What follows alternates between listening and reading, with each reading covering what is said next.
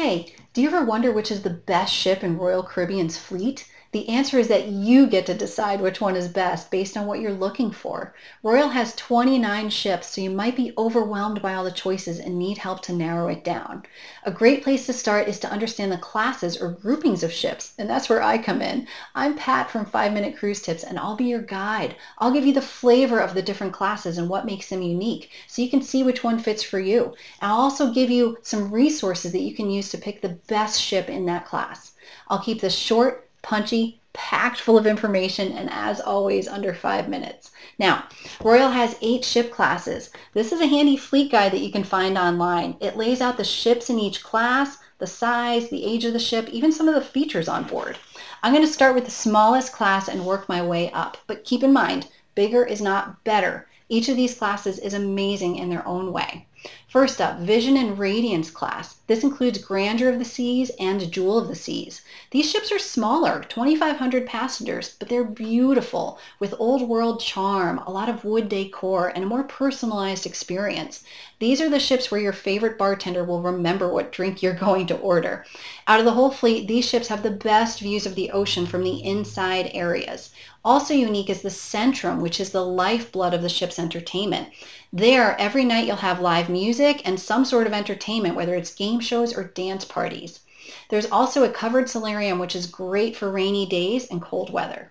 Now, these ships don't have fancy attractions like water slides or the Flowrider surfing simulator or even a big variety of restaurants, but they make up for it with service and charm, and they often have more port stops than bigger ships. Moving on is Voyager and Freedom class. This includes Liberty of the Seas and Mariner. They're mid-sized, 4,500 passengers, and they have a lot of features that attract a wide audience like kids. There's an inside promenade which has shopping, quick service dining, and a number of bars. This is where you'll start to see an ice skating rink, a sports bar, the Flowrider, and those big water slides. Also the Viking Crown Lounge. I love it for its beautiful panoramic views over the pool. This is the biggest ship class where you'll find the Viking Crown. Next up is Quantum and Quantum Ultra classes. This includes the Anthem of the Seas and Odyssey. Slightly bigger, 5,000 plus passengers, and there's some venues on these ships that you won't find anywhere else. There's a Royal Esplanade, which is a little bit fancier than the Promenade. There's also a really cool venue inside called 270, which is great during the day, but even better at night because it gives you a second option for an evening show. Also check out the Adult Solarium because it has a beautiful tiered layout. These ships, in addition to water slides, have bumper cars, the iFly skydiving simulator, and also the North Star, where you can rise above the sea in a glass pod. Next up is Oasis class, which introduced neighborhoods to cruising. These are mega ships with 7,000 passengers. There's amazing settings like Central Park with real-life trees. There's the boardwalk with a real working carousel. There's also the Aqua Theater, which has this combo show with high divers and synchronized swimmers and dancers. If you've ever seen an Oasis class ship in port, you know that they tower over other ships because they're just massive. With that size comes a trade-off. There's a nice variety of entertainment and dining and activities, but at the cost of feeling crowded at times, taking longer to get from place to place, and also sometimes less personalized service.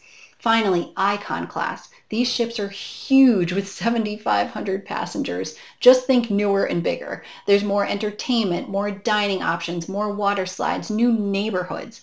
I took this picture of Icon in Miami just before her first sailing. The crew is jumping up and down, so excited for good reason. These ships are impressive. That was my rundown of Royal Caribbean's ship classes. Once you pick the best class that fits for you, you can zero in on a specific ship based on other factors like the sailing date and the home port.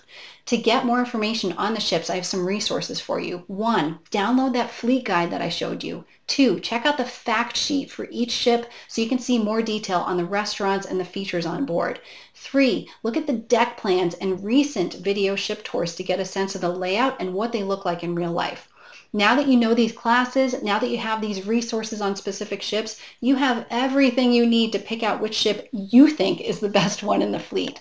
I thank you for joining me today. If you want to see more of these 5-minute videos about cruise planning and making the most out of your cruise, please subscribe and hit that notification bell. I'll see you next time.